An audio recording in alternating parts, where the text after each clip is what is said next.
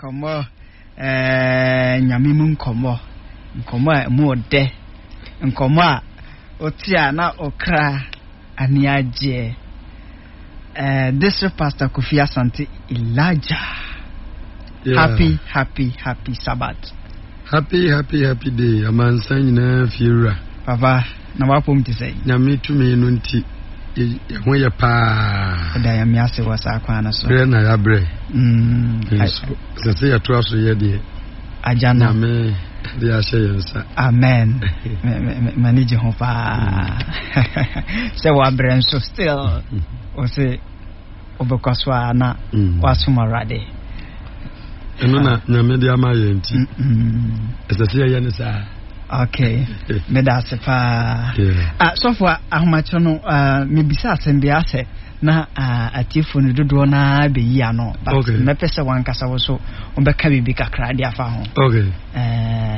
Ewo Kristo sumu no. Ka se obi ye odefo. Ne ohiani odefo ne ohiafo omone hwamo ewo Kristo sumu na mo discuss dey na e discuss sa topic en kwa Kristo mu ka se Kristo sumu yewo Kristo sumu yi yemfa se ebisa se odefo ne ahiafo ewo Kristo sumu no omone ahemfafo sa enemy no na or the four in its literal meaning no just obia bibia nshadan hia no in life literally na nkasa na se kire no sa asefura no obia bibia hia no a de opebia nsa eka now in spiritual and as a Nyamesomu hunhumu die no. I will relate it to say die ne ho to no. Die wanya ne ho ene die owo nkwa. Die owo nyame. Say ntini say o nyame a o wade nyina. Nti eye in two folds. A word na nkasa as odefo no. De ba honam famu a ena na meche omu no. Bibia ehia. Okay. Nti o bibia wo de ba honhom nso a wo be relating to God. We say David say Ewurade ne menhwefo nti hwe ehia me wo nyame a wo bibia we defo God, because God is a provider. Nyame na ohwe ye, nyame na oboa ye, nyame na oye bibia na wo nkwa wo ade nyina nti say wo nyame a o adi nyina o yo de fo sentini se asasi so se niam mpo ankoyi amawa windim se o ye hoho ha ti ba bia o hihye wadam die is in heaven nya asasi so ndi dia wo bia no wani je wo Kristo mu a dia wo bia wani je eno na ma Paul 2 Thessalonica asafo no se moma mwani nye da Awurade mu meka ne bia o se moma mwani nye wo Kristo Bibia hian je se woma wani agie de mani padi aroho ene se ozuzu se chena de na medie de na mefira de na ami me ma sa ne ma na mani padi aroho pare wo Kristo ojidi se okunu mu ye den se de nya Ewurade be provide nti you are the four in that context. Okay, good. We hear ni a vice versa of the American. If I win nyame a woni mobrofo. Yes, obi a woni nyame bia ye mobrofo, irrespective of said ye nipa asetena mu wo si like ebi a wo ye the four asasi so wo sika wo ahuyade wo bibia ba se woni nyame a wo ye mobrofo. Ma me link ni to Lazarus ene or the four no. Ya ba Yesu ebu ye no Yesu nze wose odefo bi tena ase na bibi ehia no na onim nyame owu ye no Lazarus ana onu nim nyame a na ote asase so a na oye hia ni no Kristo mu bro mu mienu wu ye na owuo na chi eva nse te se o mo ahia Awurade no na Lazarus oyo ohia ni wa asase so no ono mum yo defo wo nyame anim se ntini se no woni nyame sikani ni nso ana asase so ye odefo no ono so nyame anim no ye mobrofo ndi wo ba nyame emu a de oye hiani aye de onim nyame ono na meka se ono no ye ohiani se oni nyame okay no ka ba ko be ze okay the Bible say odefo bi tina se no wa hunya de bebre o ka se mi wajapa de bebre mi hu ba bi kura me de besie nti adan amasie no mi dwiragu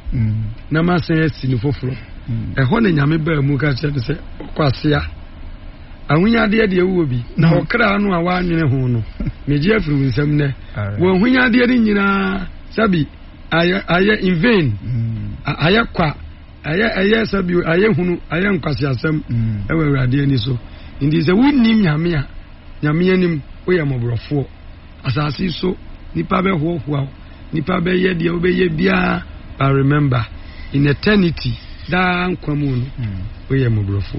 Amen. Yeah, that's the far. So for the Marcus kakra. Very powerful, very powerful. Sina we see so a janano no. Yanto aso. Yo, my mompa. Osoro hini nyame yeda wase utumi mu nti o mate ase o papa. Ya wona o ma ya hoden. Ekoda ye wan peja ye ne aka ye ntime nsore. Odo ye nti wama yasan asori ya free ye namu ewrade aseda ne ye de ma wo edon yimu ye bie wasemu be kasa kire yen na betu yemfo ewo Jesus Christ ne dimu amen. No pay na wotwe a etwa mu no menne mo hye edisua bi ase na memma mo promise bi se na wotwe miensa edi ye nimu die bia ewrade de kya ye ne biana mantu kwan ti ya tuaso yeshasia na yesu who is a prophet and then prophecy the meaning of it odifo ene enkomhye na yeshasia se yesu nyame boa ye ma yehunu se yekasa odifo a oyehwanya ewrade kire ye nipako ya oye odifo ewo ewrade enim yenwie no nyame ma yehunu se nye odifo ne nipa bia okeka nsam a anase yesusu se wahihye nkom ne wona abie prayer camps ahodo no nye they are not a prophet nti se obi odifo a nyame ama yen eniema bia yemfa entoto won ho enresampa oyedifo ana. We want to look at the functions of a prophet. Yekase obi yodifu a adwuma pa nyame de amano se onye. Kai se yedikan akan wa ha se odifu eye nyame kasamafo. He is a mouthpiece of God. Nti ono na okasama Awurade. Enam se okasama Awurade nti oka di nyame aka asamu a oka bia sese asam no bam so wo hye nkom a sese nkom hye no ebam enye prediction ene yade toto ene difu a abai hu na nyame ma yehunu se obu ho a no nye nkom hye just prediction oka bi na ebamu a na chese wadi ama no se oyodifo nyesa na nyame adifo eye wona adwuma nyame emma ana nyame ama asafo no adoma chede bebre na sa adoma chede nyame di ama no ma no ode ma yense ebeya yere beboa asafo no nkanko ama asafo no adi in fact adifo oye nipa seye ne na nyame na ashada ayi won se onye won kasamafo. They are spokesman of God. And the primary reason for the calling of a prophet was that he must serve as a mouthpiece for God. He was to say to the people what God would say if he should reveal his glory and come personally among them as a man. senka nyame APS abegyina yanim se nipa nkasa de obekasa kasa de obeye ne niema ewo asem bi ho no saa na ode hye nyame ma ano de hye difu ano se wonka. The people's needs were numerous and diverse. Messages were needed by individuals, families, cities, and nations. To God's personal representative, the prophet, was entrusted the responsibility of delivering the message. Nyame ejuma enono. Anti nze nipa yehia de ne ye hawo edoso. Nti da ni da yehia nyame. Nti nyame de nasemfa adifuo so de mayen. Nti ogina nyame anemu. Number 1, when adwuma baako a woye ne se they reveal God's purpose. Nyame trimpo. Amos chapter 3 verse 7. Nyame aka se onye biribi gise oyi na gina edi ekire ne nkoa edifo. And so prophets are there to reveal God's purpose. Nyame etrimpo, nyame botaye, ade a nyame ebeye. Eno na edifo ewo se woka ekire nyame ma. Serebeya nyame mani bebe wo ho so na biribi wo ho a asasa wo sesan firi wa kwan bone ho a na wa sesan firi ho. The edifo adwuma kese baako a edikan eno no. They reveal God's purpose. Nyame etrimpo, nyame botaye, ade a nyame ba abeyo, eno na edifo ewo ho se obeye. Enti in the Old Testament, ebra ne nyame nam edifo so kasa ni nyina, edifo bia nyame ede na asem ebehye wonano biara, woka de nyame ba abeye. Etoda ohini bi ya no wo ba abewuo. Onyame na modifo so hye ne nkom se nana wo bewu ntototo wachi. Odifo no bompa ye kire Awurade se Awurade kai emfie dodo a mene wa nante na hu me mobo osu kire nyame na Awurade eto ne nkwanem. Ebra ohini bi ema ne afiri ne kwan so nyame na modifo so beyi wonaten. Ebi ti se David ebra okofa obi ye nyame ma Nathan ebeyi ahinta semi the ND Eddie ekire ohene David. Ampa ebri biara nyame ma emane no nyame ma adifo ba ebeyi wonaten. Na fe waka enema ebesie Israel man eko emane firi nyame akwan so a na nyame ma adifo asan betwe wona adwene asi Awurade asem so ebio. So they are there to reveal God's purpose. Nyame trimpo, nyame botaye, nyame na ade bi a wo ba abeye no na waka. Today, prophets must do same. Ene edifo sese sa ade no na sese yeyo. Te wo kan John chapter 14 verse 3. Nyame enam adom so boa ma yehunu se. Nyame siesie babi pa de amaye wo soro. Te momma yakoma entutu. The Ebabesi that we are God has already revealed it through the Bible, the scriptures. Nyame yenedi ere akyere ewo nasemu enti and so edifo adwuma oyo no oka Yesu maya etos Isaiah 36 no nyame ka kyere nsa wokwa efrewa adwuma nyame de hye edifo nsa se wonye eno na mene wusuen ene edi akyire yimu nyame edi ka ba yenkoko se ebiri ba edi ye adwuma no ani bedane bonsama fasade yowe ya nyame nam so na wode ye adwuma boa manipa ehunu nyame no ene bonsama twist no wasese no obi a bɔ ne ho diifo obi a fra ne ho diifo behu anu watwa bre bi mantu aba bi koko obi ase na ose mabie prayer camp enam se nipa how do so nti na nipa de mrika bebre ekɔ kɔhwɛ moa kɔhwɛ yaresa ade free won ho nanso anya onye se oyɛ diifo mpesa meka wo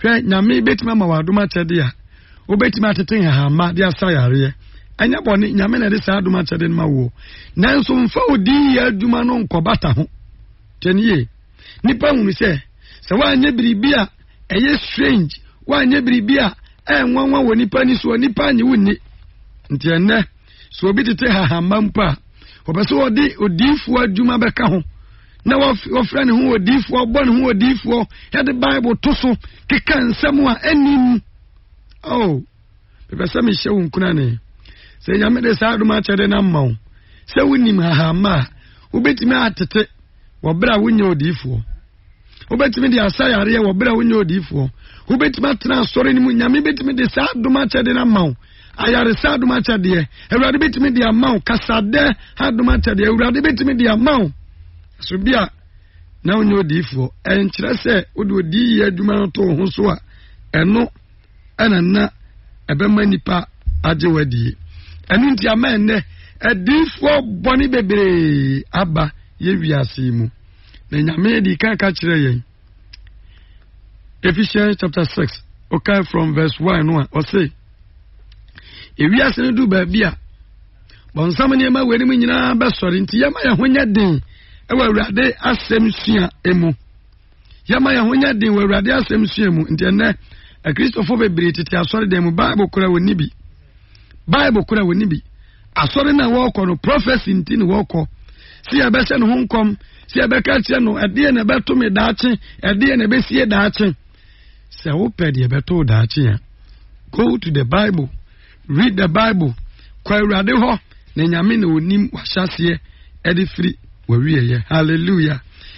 Matthew chapter 7 verse 22 to 23. Awurade Yesu say kai say every be ebeba wo ye wiase mu a many people tina Jesus Christ say many people say Yesu pie ni mpire no so a enipa bebre beba beka say many will say to me on that day, Lord, did we not prophesy in your name? Say Yesu pie ni mpire no so a Bible say enipa bebre beba beka say Erade yamfa wudi ansem komo ana and in your name drive out demons and perform many miracles. Erade yamfa wudi ansem kom yamfa wudi ansantrone yamfa wudi antua hohomane dimesa me ka o se so obi bompa ye wasori dem na obi tiatiamu a enkyere so ye odifo take it from in sa na nyame kire yen so obi bompa ye timi tu ahomone timi sayare timi yansankyerene a it doesn't make the person a prophet of God. Emanu nya nyame difo tabi efise bonsam wotumi abofo nyame bo wono Satan was their commander onu na wada wona no enti wotumi no betima yansankyerene bebre betimi yawade bebre enu nti Yesu pie ni mpire no so a Bible say die nyame ka no hai adifo asofo bebre baba beka say Awurade yamfa wudi anyansankyerene yamfa wudi ansankom yamfa wudi anawade bebre na Awurade say then I will tell them plainly beka kira wono kuremu say I never knew you, go away from me. Oh, may the Lord have mercy. Awurade Yesu say eda be pie ni mpire no so no ebinum de su ebinum de yaw ebinum de abenabo bebenanim abakoto asra ka say Awurade yamfa wudi ansankom yamfa wudi anyansankyerene yamfa wudi anawade bebre ana na Awurade beka chewo say I don't know you minimo mumfiri me sonko ahama ye hunu say adifo atrofo beba adifo boni bebre beba asofo boni bebre beba asofo atrofo bebre beba ewa wiye bremu na ene wanwa ene enumu na yewi every corner they are there and they even claim that they are the right people Erade asoma won free soro aba ukodi wenum nti achi aja SDA oh Erade hu mobo ukodi wenum achi miracles sankyerene achi akwaja na nosom pa ye Erade di amawo. 1 Thessalonians chapter 5 verse 21. Tesonica Numa Edicano. Itinum Chichemu Adionu Bako, rather say, prove all things and hold fast to what which is good. Mother Monso home in answer. Monso win in answer. Namuna say, Undina Fide Radiana.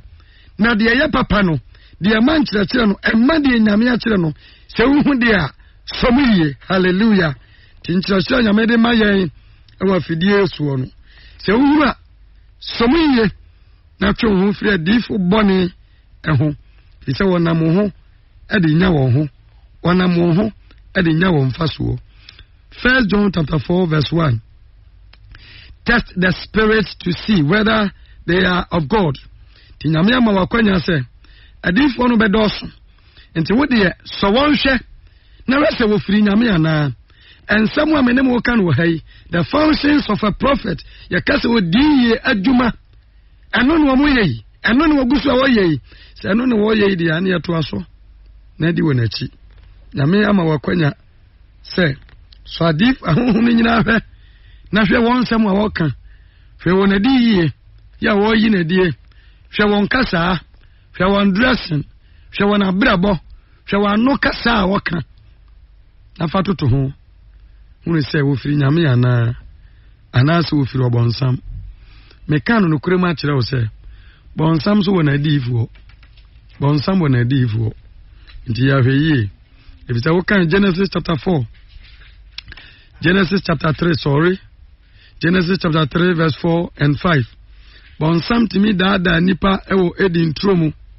eka kire nipa se de nyame aka no nyesa na te eduaba nyame sima mu ndie no mudi amungu wo bra nyame aka se munni enti ubenya adifu atrofo bebre beba sa adifu no wode wadwene won kom a wo hye no eye ubewu hunkom ya chekire wo ya dane wo biribi adwuma enkoyiye no afifie wedi anya kwa wana dwuma wobeye no eno no nyame se nipa owuo da homa yen ubobra pa wunsuro wuo wosum nyame ya wunsuro wuo efise Paul say sayati asia ye awurade dia say yewu a awurade dia Paul say wunim nyame mpa owuo mpo yemfa so hallelujah wabra bonyenti usuro wuo wabra bonyenti onam wa wadwene ye so obi na ebo udia suban boni a woda na di woji obi kunu abaya dan na wo yare a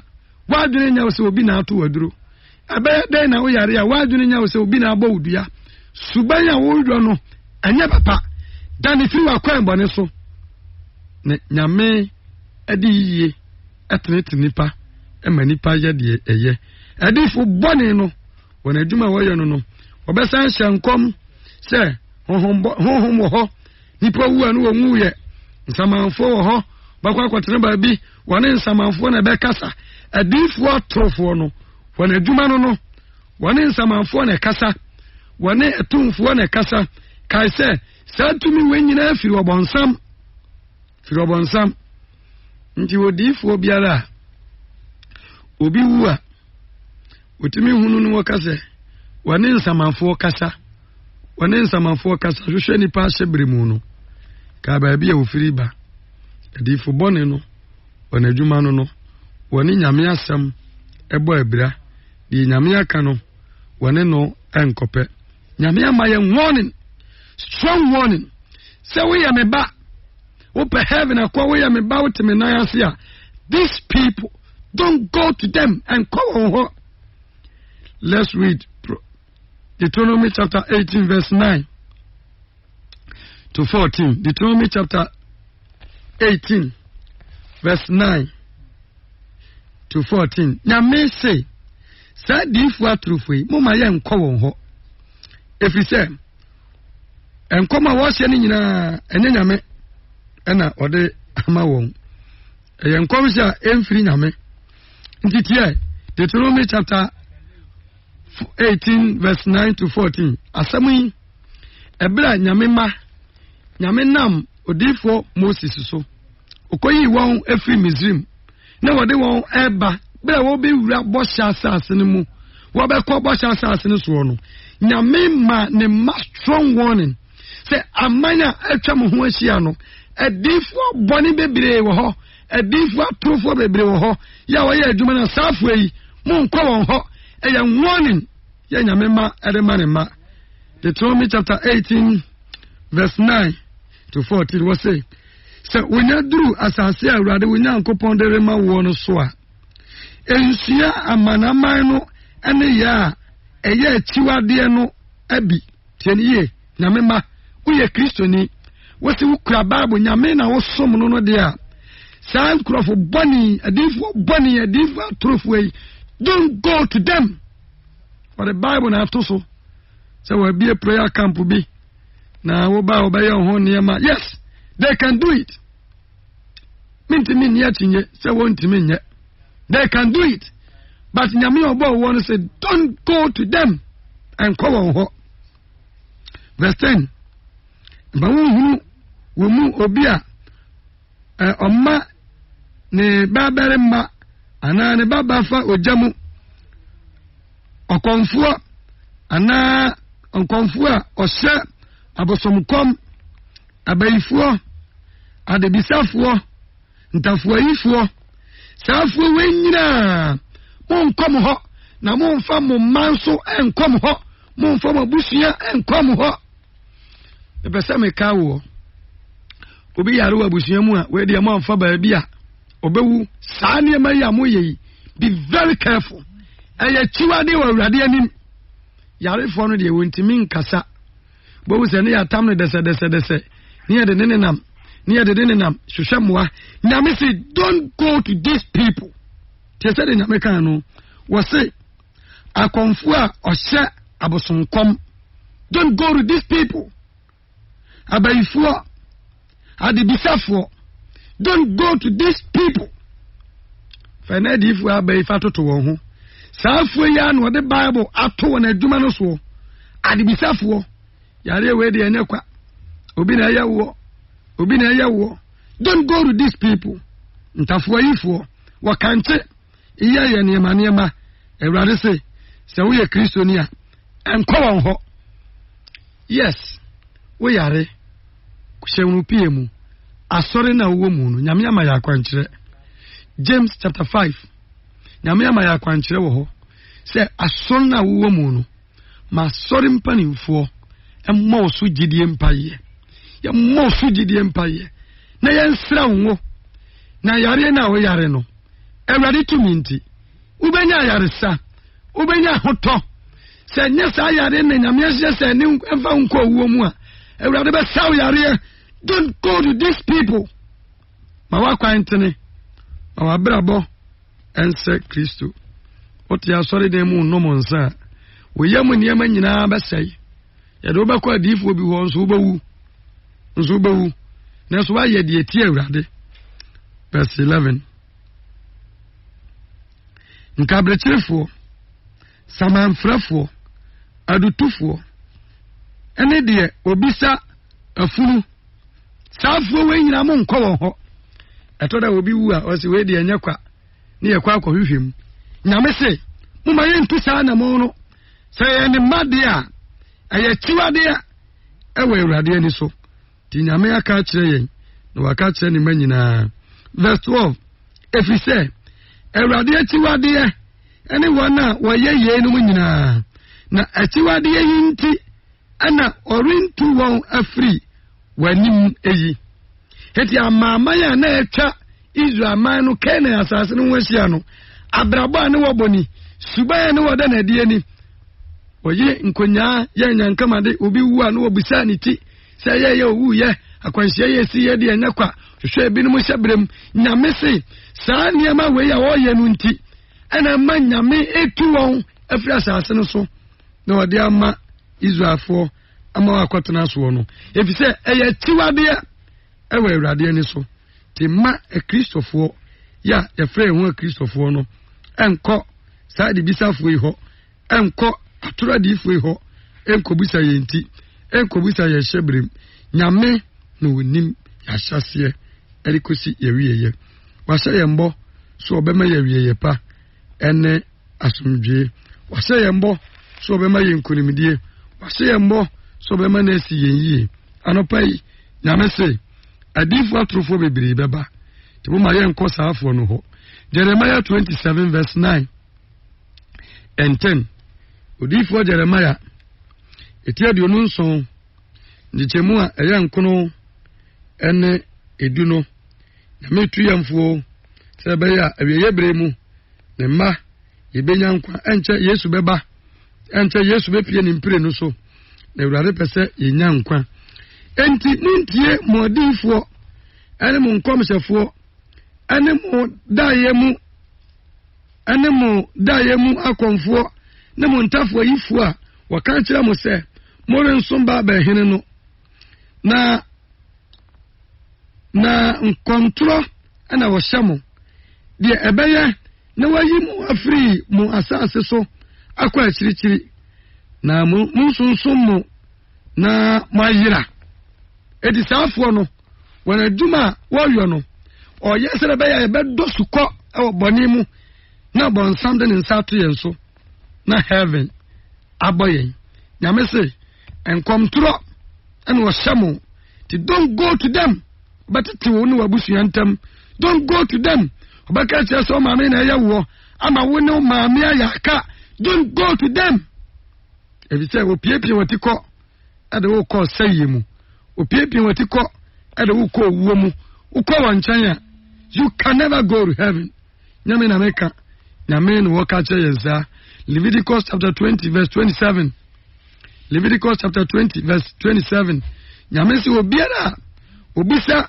ade foforo bi obiara oya nsamanfrefo na oya honhom foforo bi emu ade no mama ye nko won ho ekobisa yenti Leviticus 20:27 na oberema ana oba adebisa ana akomu honhom woni mu no kum ana won kum no wonsi wanabo wo moja agu wanatifi enti nyameka te izafo no sa suban weni mu kosiosia na obi bra sori ni mu keka nsem hunu keka nsem enim sesa nkombi ni mu enimu a sa nipa no onyame ba timpo munyinu mfira sori ni mu munyinu mfira sori ni mu na mimpo de wakan se Israel mai mu hu obi sa kill him munkuno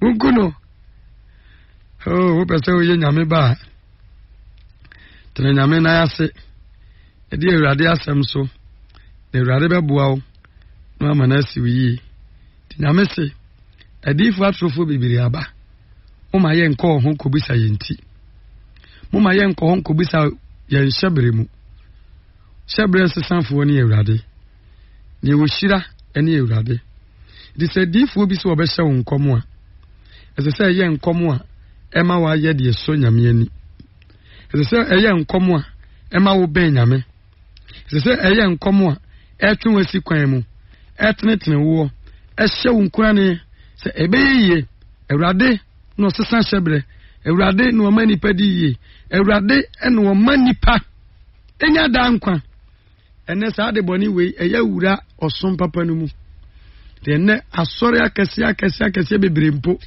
esua sa de boni we sua sa de boni we sorry bi mo mi modin wo fidie so sorry papa we kura very good doctrines ene sua sa ne ma boni ni suban boni nkomsha tro entro nkomsha hodwe omakwan mani wura nyamesom mu edane na me asemani me de ade a me di beja wo ne se wo yare mpo na obi nyame nam ne so e ma wonya yare sa enkire se wunwo uwe no watu ahyeda wo kosoro ba fom obewu wo kosoro ba fom obewu inti nsuro wu suro bone hallelujah ebisa Bible say bone akatua ene wo sa wo twempena opa me yemfa wiase adifo nyina mra mehye wo de nkom Awurade nhyira wo da ubewu wotena mpran twene mu a ubewu na unya heaven so nko wo ye kromfo a ti adwuma mu aya corruption ubewu unya heaven nko wo ye ohene wo ye MP wo ye minister wo ye president wanya de so nyame ani a ubewu na wuwati unya heaven nko emfa ho ne wudi bra obenya no azaze so emfa ho ne abrapo pa obeboye emfa ho ne adan ya obesi ye emfa ho ne kaase obetoye wanya de so awurade ani a wubawu na wuwu achi heaven so bebo enu nti se nyame besoma diifo bia eye diifo a okan kwade sama kire wo oyo diifo a otwa heaven hu foni a kire wo oyo diifo a ose abrabo pa hu nkom ose suban pa hu nkom oti asori de muji obi kunu obi de ne yire abobra abre abobra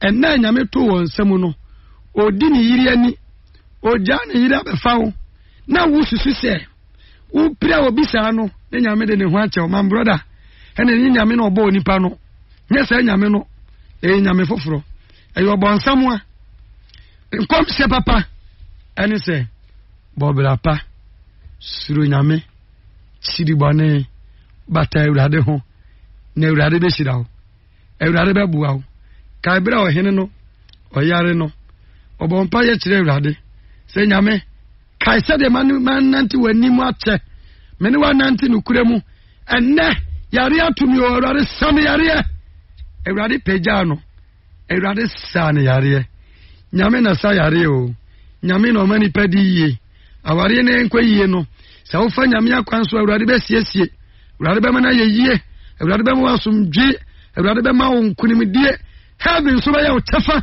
heaven be ya wo tefa anopa nyame muo nyame nka ho ma wani na ho adifo atrofo bebere aba na nyame guso opa ho ntoma e de akire yen anopa yi nyame aka akire obio adibisafo enko won ho prayer camp ahodo atu atesei don't go there onam ho enya won ho setam nanso wo hyem nkom toro enkom a enim enkom hyem papa ne nyame aka akire we chiribane jansanom na nsanu a wo nom no ebe sew merebo enne minim nipa bebire ya wanya hepatitis B no no ade tempai bom wanya kidney failure no ade tempai bom ni tipa no kura ade tempai bom owu a ensese wowu owu a ensese wowu owu a eye hospital yare yes so de come yesa ne yade no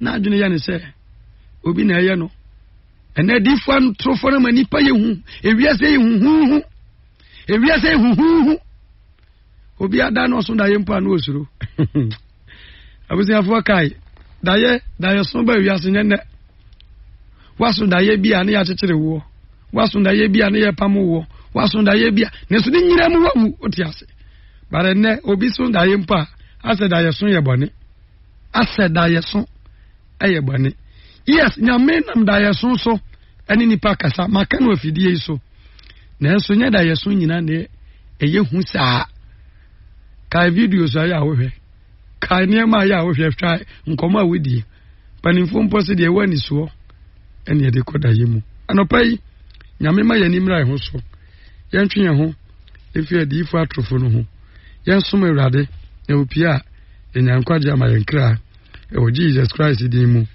amen komo nyame mu nkomo mu de nkomo a otia na okra ani aje this is Pastor Kofi Asante Elijah.